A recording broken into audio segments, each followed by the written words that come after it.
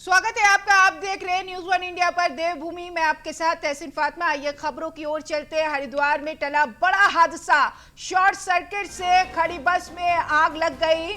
हरिरार राय inter college के पास हादसा हुआ है। फायर ब्रिगेड की टीम ने आग पर काबू पा लिया है। बस खड़ी होने की वजह से बड़ा हादसा होने से टला है, बड़ी घटना होने से टल गई है। तस्वीर में आप देख सकते हैं कि आग बुझाने का प्रयास किया जा रहा है। बस जलकर खाक हो गई है। आग कैसे लगी फिलहाल इस कारणों का पता नहीं लग पाया है। फिलहाल फायर ब्रिगेड की गाड़ी मौके पर पहुंची और आग बुझाने का प्रयास करने लगी। आग पर बताया जा रहा है काबू पा लिया गया है। अगर बस चलती होती, बस में यात्री सवार होते तो ये बड़ा हादसा हो जाता, बड़ी घटना हो जाती। हालांकि ये खड़ी बस में आग लगी है। आग कैसे लगी है इस कारणों का पता नहीं लगा, लेकिन इस घटना के बाद इलाके में अफरा तफरी का माहौल हो गया। बताया ये जा रहा है शॉर्ट सर्किट से आग लगी है। शॉर्ट सर्किट आग का कारण बताया जा रहा है। कैसे धुएं का गुब्बार निकल रहा है आप खुद देखिए, और आग को बुझाने का प्रयास किया जा रहा है। जानकारी मिल रही है कि आग पर काबू पा लिया गया है।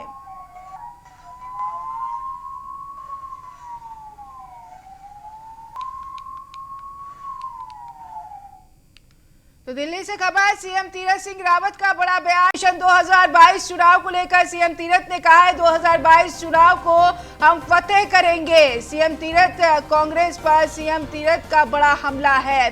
दरअसल कांग्रेस ने केवल छलावा किया है। तीरथ सिंह रावत ने कहा है मैंने पीएम मोदी का धन्यवाद किया है। सीएम ने ये कहा है उत्तराखंड को कनेक्टिविटी से जोड़ने पर धन्यवाद किया है। सीएम ने उत्तराखंड में कोरोना के केस कम हो रहे हैं, ये भी जानकारी दी है। गृह मंत्री जी ने आगे आकर दिल्ली को संभाला है। आम आदमी पार्टी दिल्ली को नहीं संभाल पाई। ये सीधे तौर पर आम आदमी पार्टी पर भी हमला था।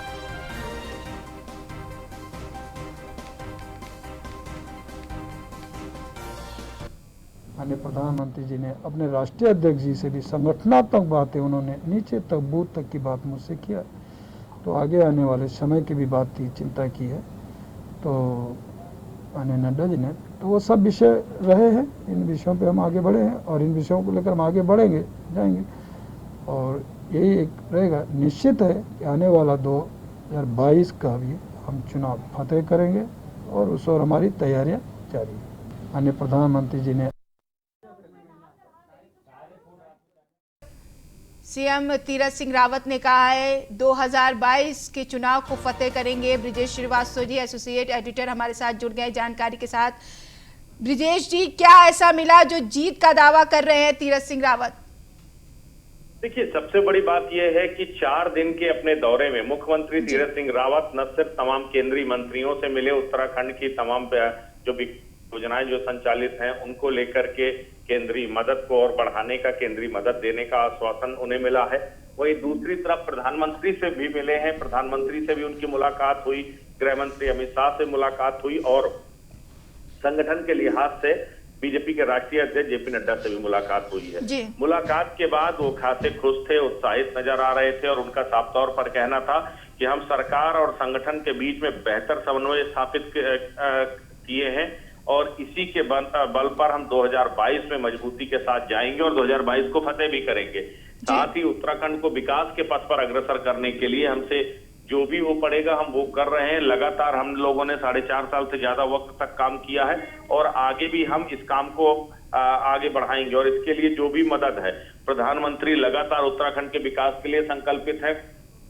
इसके साथ ही तमाम केंद्रीय मंत्रियों से मिलकर के उन्हें आश्वासन भी मिला है कि उत्तराखंड के विकास के लिए तमाम जरूरी जो फंड होगा वो उनको जो है तत्काल मुहैया कराया जाएगा।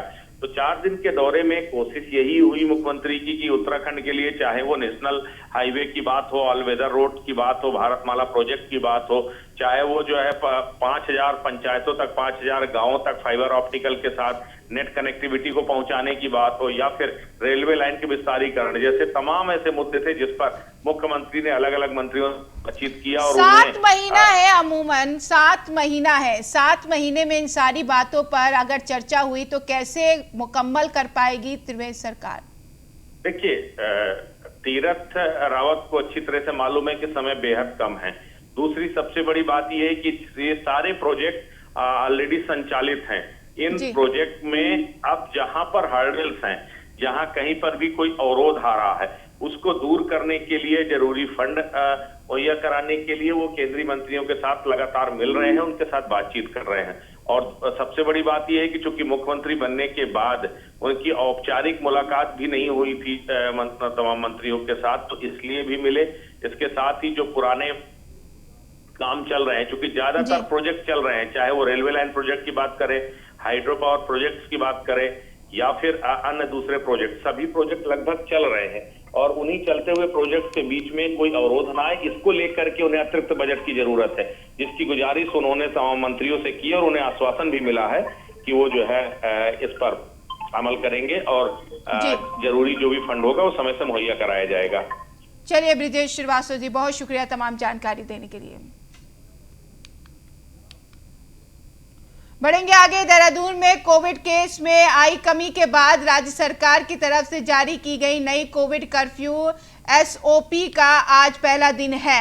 राजधानी में सुबह से ही चहल पहल नजर आई है। करीब 45 दिनों से बंद सभी दुकानें आज खोल दी गई है। इलेक्ट्रॉनिक, बता दें आपको, सिंगल रेडीमेड शोरूम सहित ड्राई क्लीनर शॉप भी खुल गई है।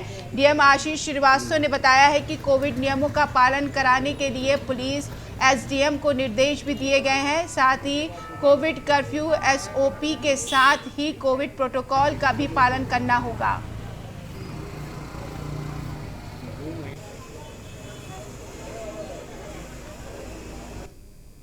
देखिए, अभी कोविड की जो कर्फ्यू है उसको कल प्रातः से जो है नई गाइडलाइन जो है वो लागू हो जाएंगी और उसके लिए जो भी राज्य सरकार ने निर्देश दिए हैं उसका अक्षरशः अनुपालन देहरादून जनपद के अंदर भी कराया जाएगा। और चूँकि अब कई जगह जो है दुकानें ओपन होंगी बट अलग अलग दिनों पे हो रही हैं, तो उसके लिए भी कहा गया है कि सोशल डिस्टेंसिंग के जो नॉर्म्स हैं, गोले वगैरह बनाने हैं, उसकी भी तैयारी की जाए, जिससे कि लोग जो है उन्हीं में सोशल डिस्टेंसिंग के माध्यम से ही खरीद फरोख्त कर पाएँ। और इसके अलावा जो हमारी पुलिस को भी और जो हमारे एसडीएम्स हैं उनको भी ये कहा गया है कि मार्केट में जो है जब ये खुलेगा तो उस समय गश्त पर रहें। तो कोविड कर्फ्यू की नई एसओपी जारी कर दी गई है। इलेक्ट्रॉनिक रेडीमेड शोरूम को खोल दिया गया है, लेकिन गाइडलाइन का पालन करना बहुत ज्यादा जरूरी है।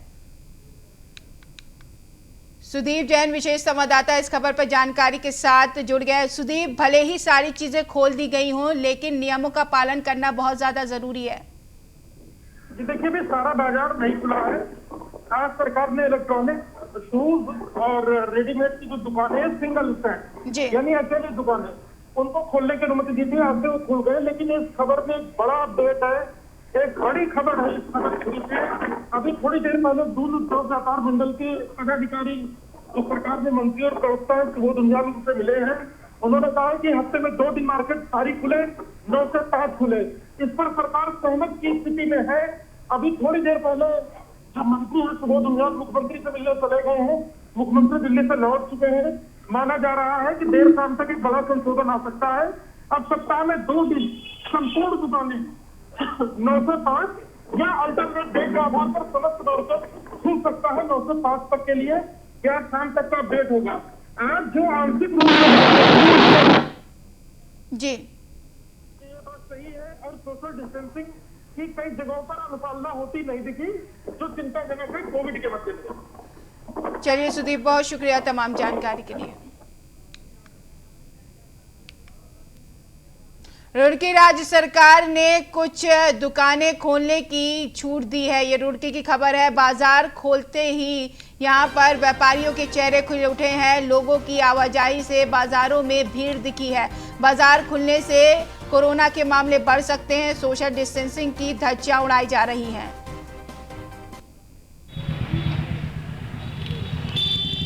बाजार खुलने से कोरोना के मामले बढ़ सकते हैं, क्योंकि गाइडलाइन की जमकर धज्जियां उड़ाई जा रही, नियमों की जमकर धज्जियां उड़ाई जा रही हैं। रुड़की का ये मामला है। राज्य सरकार के इस आदेश से कहीं ना कहीं कोरोना का मामला बढ़ सकता है।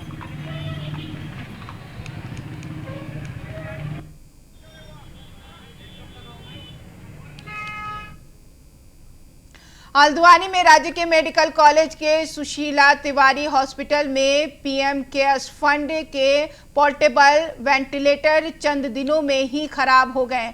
मेडिकल कॉलेज प्रबंधन की तरफ से 28 वेंटिलेटर को उनके वेंडरों की तरफ से ठीक करवा लिया है और 17 वेंटिलेटर को ठीक करने के लिए क्रिटिकल टीम लगी है। राजकीय मेडिकल कॉलेज के प्राचार्य सीपी भसोड़ा ने कहा है कि कभी कभी वेंटिलेटर में कुछ क्रिटिकल दिक्कतें आ जाती हैं, जिसको क्रिटिकल टीम ही ठीक कर पाती है। फिलहाल 28 वेंटिलेटर्स को ठीक कर लिया गया है, बाकी के वेंटिलेटर्स को भी ठीक कराया जा रहा है।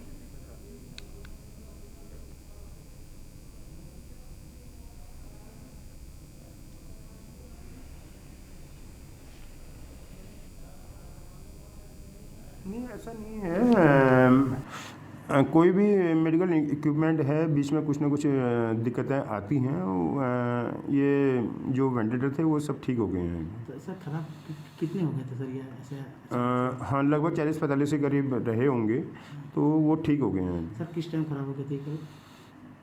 वो बीच बीच में रहते हैं। सपोज कोई आज ख़राब हो गया, कोई 4 दिन के बाद ख़राब हो रहा है, तो इस तरह से थे। तो क्या कंपनियाँ ठीक नहीं थी कि अगर से दिक्कतें आ रही हैं सर? नहीं, कंपनी ठीक है। तो फिर दिक्कतें कैसे आ गई सर? टीम भी यहाँ पर मौजूद, उसके बाद भी मतलब स्थिति नहीं, एक्चुअली में क्या होता है, हल्की सी भी अगर कोई भी टेक्निकल प्रॉब्लम होती है, तो अगर लोकल का वेंडर होता है तो वो तुरंत आ जाता है।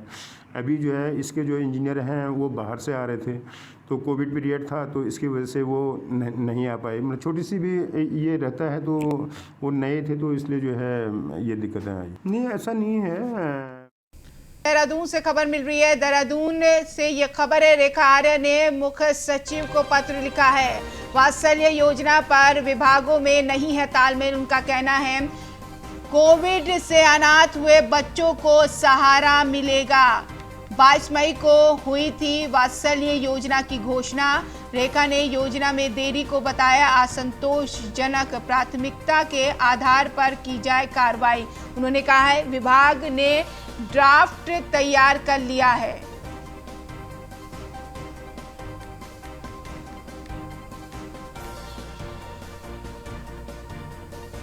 तो बड़ी जानकारी वात्सल्य योजना को लेकर रेखा आर्य ने पत्र लिखा है।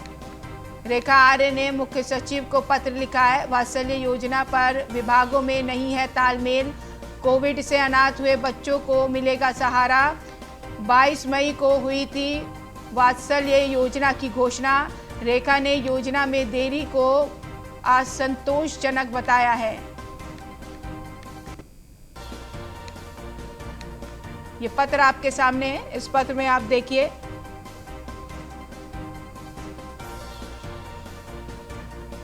वहीम तन्हा इस खबर पर जानकारी के साथ जुड़ गए। वहीम तन्हा, वात्सल्य योजना को लेकर रेखा आर्य ने पत्र लिखा है।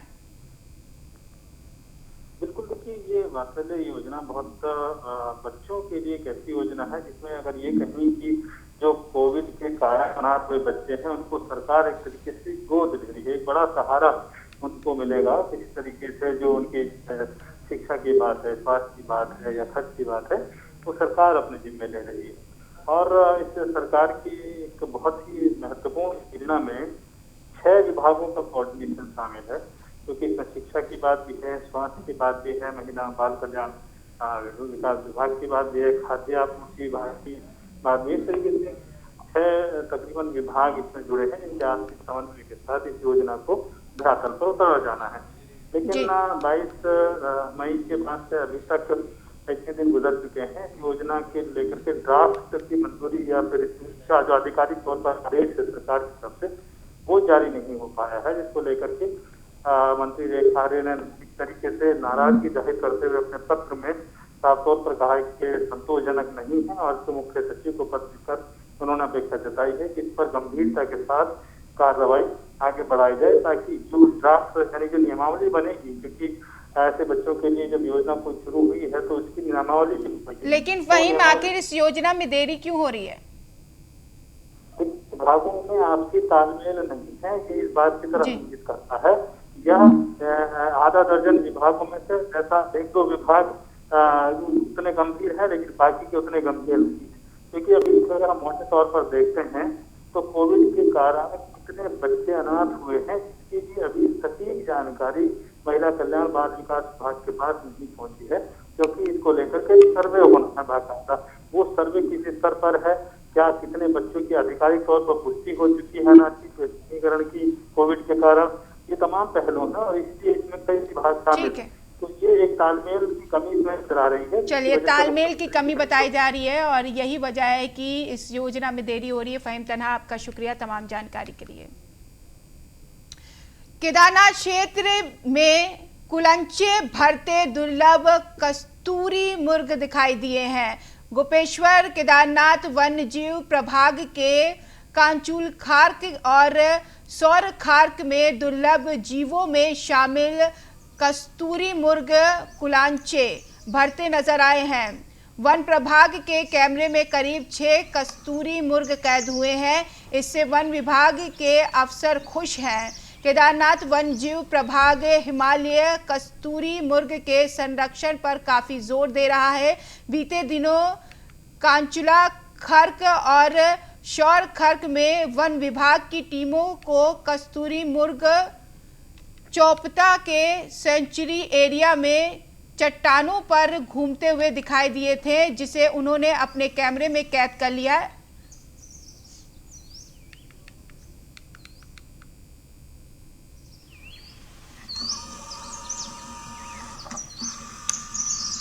तो एक्सक्लूसिव तस्वीर आपके सामने है।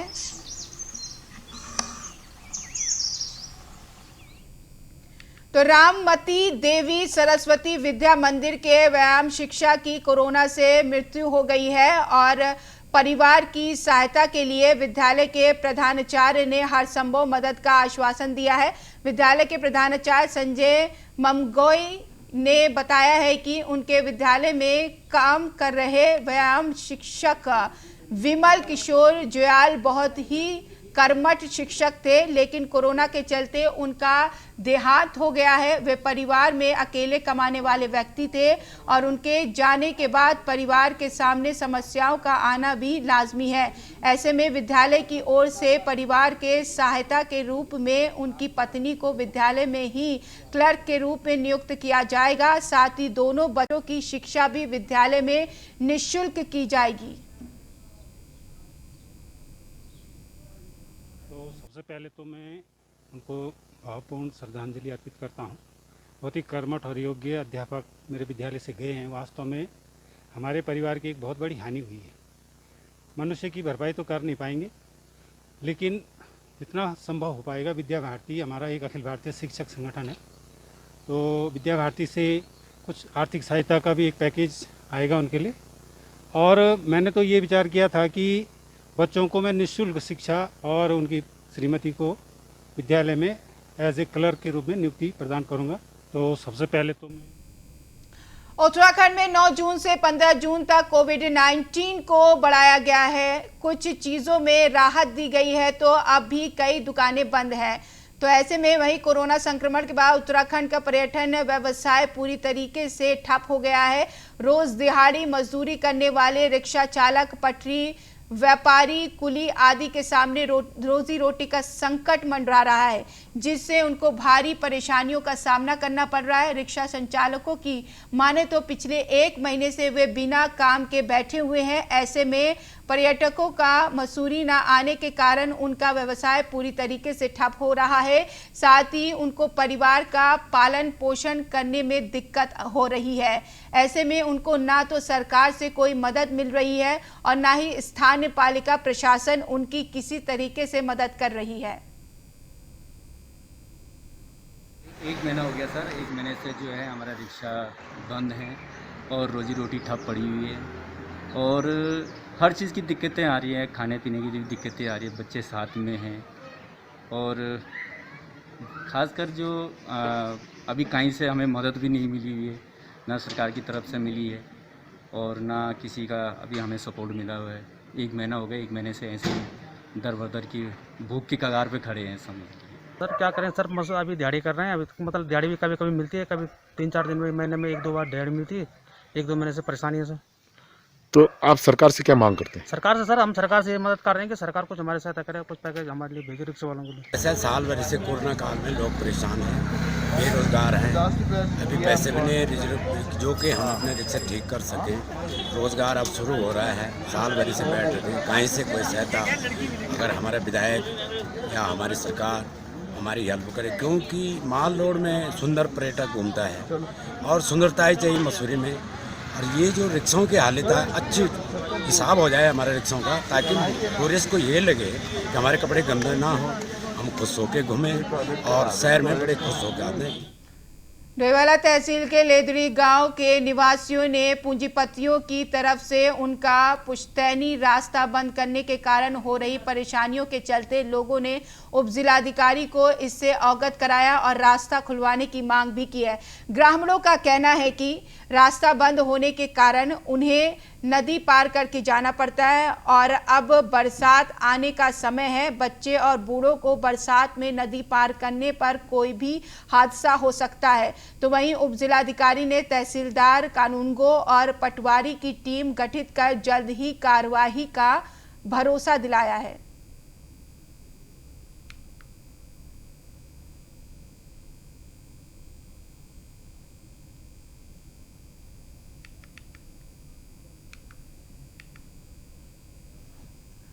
खबर देहरादून से, मंत्री सतपाल महाराज के खिलाफ प्रदर्शन। देवस्थानम बोर्ड को लेकर दिए बयान पर बवाल मचा है।